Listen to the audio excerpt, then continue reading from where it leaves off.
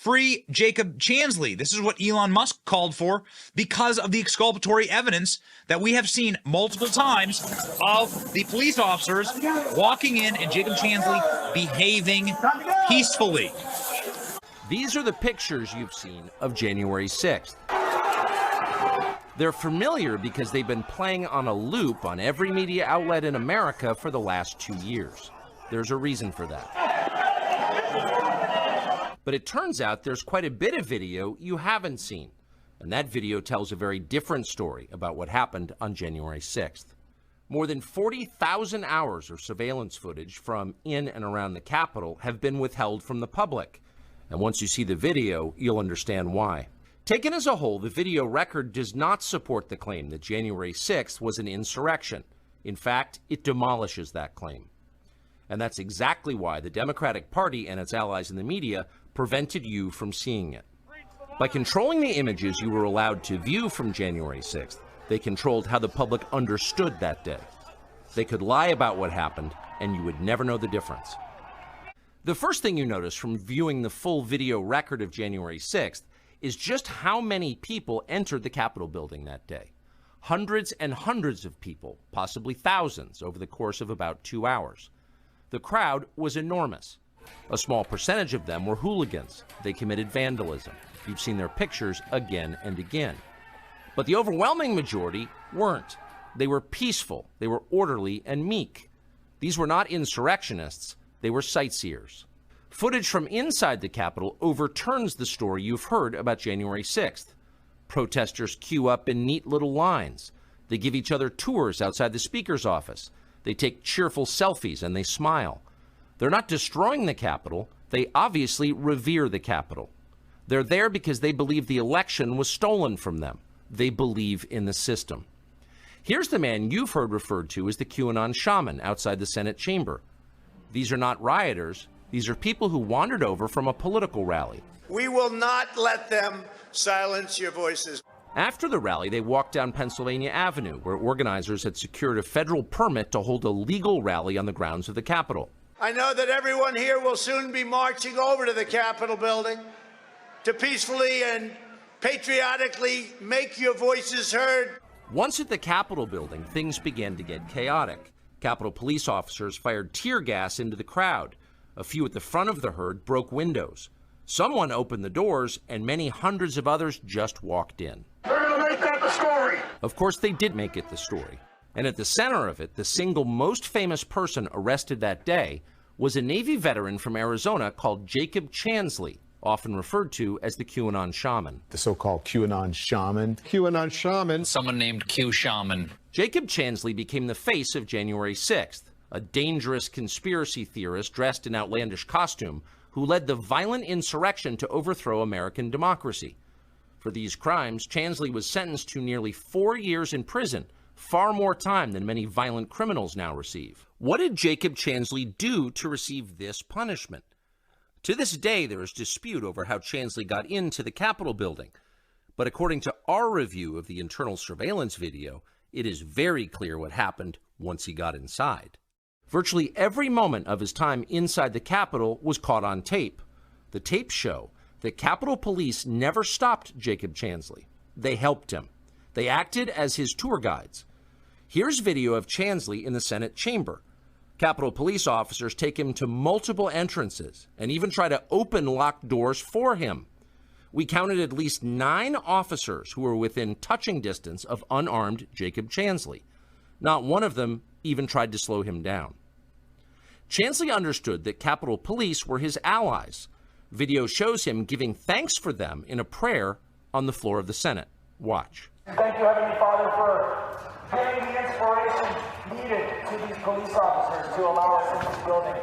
Contrast the reality of what Jacob Chansley did in the Capitol building on January 6th, the indisputable facts recorded on video, some of which has never before been seen, with the depiction of Jacob Chansley that you've seen in the media for more than 2 years.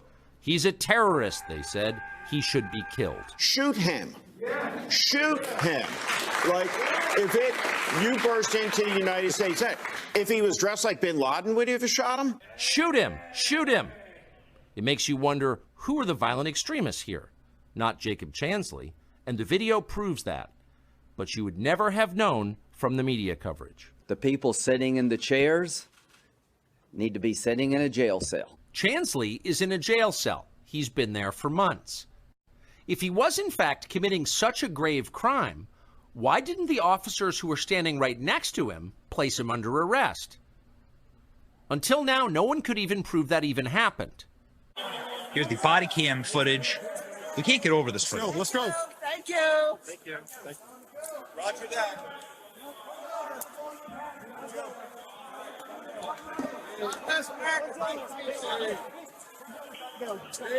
Body cam footage of Jacob Chansley peacefully following police orders, peacefully walking out of the Capitol chamber that he was escorted to by the cops.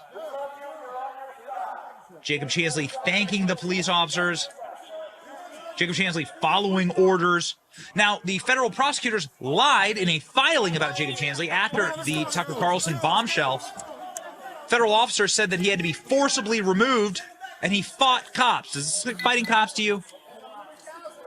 Watch this. Thank you, officers. God bless you guys. Thank you, Officer. For your God bless you. patience. We really appreciate it. Thank you for your patience. We really appreciate it. God is glorious in person, isn't he? Once again, God is glorious. It smells like an old it church. remains plainly obvious to anyone who subscribes to Occam's razor and the theory that the least amount of assumptions is going to eventually lead you to the correct conclusion in a situation like this. The least amount of assumptions here is that they selected Jacob Chansley because he was wearing his buffalo horns and he was wearing his coonskin cap and he had a very interesting look to him. And he did things like this. You can hear him yelling freedom. Okay, Jacob Chansley going to Jacob Chansley. You can hear him yelling freedom. They selected him, and then they made him the face of their insurrection. They brought him down to the well of the Senate in order to entrap him. Did they play any of this footage? Because you know where he's going right there? He's exiting the United States Capitol. What did he do after he exited the United States Capitol? Well, he told other protesters to do the same. These lies continue tonight. Rupert Murdoch, who has admitted they were lies and said he regretted it, has a special obligation to stop Tucker Carlson from going on tonight now that he's seen how he has perverted and slimed the truth. Yeah. And from letting him go on again and again and again. Not because their views deserve such opprobrium, but because our democracy depends on it. Anywhere you look, this administration seems to be, amplifying lies, suppressing truth. We got all of that firsthand from the Twitter files. Well, I appreciate Representative and Chairman Jordan's leadership on that. I think it's very important to shine a light on the weaponization that actually has happened from this Biden administration. My testimony was based on the lawsuit that we filed, where we uncovered when we filed that lawsuit last year before the Twitter files. The Twitter files then amplified what we knew, which was this vast censorship enterprise. And I don't care what your political stripe is, this ought to scare the bejesus out of everybody. The fact that the government was colluding with some of the most powerful and biggest companies in the history of the world to suppress millions of Americans' voices. I mean, this is Orwellian stuff. So whether it was having special portals where they could communicate and say, take this down, and they'd say, we took it down, what else can we do? We had, we discovered when we took Fauci's deposition that when Fauci spoke, big tech censored, that's clear. And then we also, just across the board, through a myriad of agencies, they were very involved in suppressing speech, deplatforming people. This was a real ministry of truth that they had operating, and we got to make sure this never happens again. The First Amendment is our ability to express ourselves, a pressure release valve. You can't have the federal government with its vast power and authority working with big tech companies or any media company to suppress speech, and that's exactly what was happening. It was broader and more destructive than people realize. In your testimony, your written testimony, which was provided to us late last night, it says that, quote, and this is your writing, no government official ever threatened any social media platform with adverse action if a platform declined to moderate content flagged by the official or if a platform decided not to take an official's suggestions. Do you stand by your testimony? Yes. Okay. Now, a few minutes ago, just prior, you said that members of the legislative branch don't qualify for this particular statement, despite the fact that you said no government official ever. Does a representative in Congress constitute a government official? Well, let me clarify my testimony from earlier. I don't think that legislative proposals that were brought by Republicans or Democrats constitute threats against social media platforms. That's true whether with respect to Section 230 reform. It's true with respect to antitrust enforcement. So that would then lead us to the natural inclination to believe that you're talking about the executive branch, correct? Being government officials. So government officials like the Deputy Assistant to the President and Director of Digital Strategy like Robert Flattery, or the White House Senior Advisor like Andrew Slavitt, or the NSC staffer Katie Colas, or the Deputy Assistant to the President, or the White House Digital Director, or the Press Secretary for the First Lady, or the NSC Director for Counterterrorism, the Chief of Staff for the Office of Digital Strategy, the Director of Strategic Communication and Engagement, the White House Associate Counsel, Associate Director for Communications, the Deputy Director of Digital Strategy, and the Strategic Director of Digital Communications. Those are government officials, correct? Yes. Okay, and what's so interesting is that all of these members of the executive branch, all of them have communications, thousands of emails between them and Twitter and Meta officials where they demand that posts be taken down and censored. I'll give you a couple of examples, and then we'll see if you still feel so strongly about your words. January 23rd, 3 days after the inauguration, at 1:04 a.m., Clark Humphrey of the White House emails Twitter and says, "We're flagging this post for you. Hey folks, wanted to flag this tweet, wondering if we can get moving on the process to have it taken down, ... ASAP. Then, on February 7th, an email exchange took place between Twitter and White House Deputy Assistant to the President and Director of Digital Strategy, Rob Flattery, and asked for the steps that he could take to, quote, streamline the process for the White House's demands for Twitter censorship. Then 2 days later, on February 9th, 2021, he follows up again with Facebook with a more aggressive demand for more information, along with an accusation that would be repeated many times in the future, that Facebook was failing to censor speech on its platform, and it was causing, quote, political violence. Fast forward, you have March 15th, White House Senior Advisor then made an ominous statement threatening unspecified executive action against Facebook in retaliation for Facebook's perceived lack of cooperation with the White House's list of demands that have been documented and will be inserted into the record for this hearing on censorship of, quote, borderline content. The line that I think is particularly troubling is saying, internally, we have been considering our options on what to do about it. Do you consider that to be non-threatening? I'm not familiar with the particular documents that you're referring to. I just read you multiple examples. Yes, and so I don't think that emphatic expressions of their concerns about the problem of misinformation is a threat. I don't.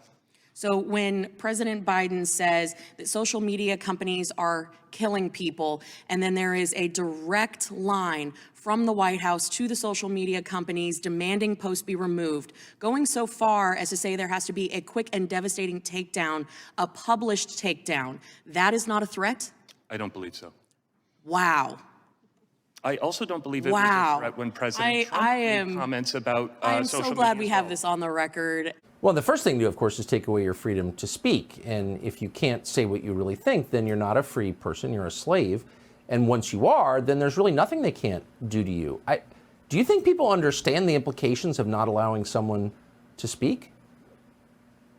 I don't think they do. I don't think people realize what dangerous times we're living in. You see, the Democrat Party, they're the fascists. They want to cancel our voices. They want to censor us, and they want to completely force us into complying. These lies continue tonight. Rupert Murdoch, who has admitted they were lies and said he regretted it, has a special obligation to stop Tucker Carlson from going on tonight now that he's seen how he has perverted and slimed the truth.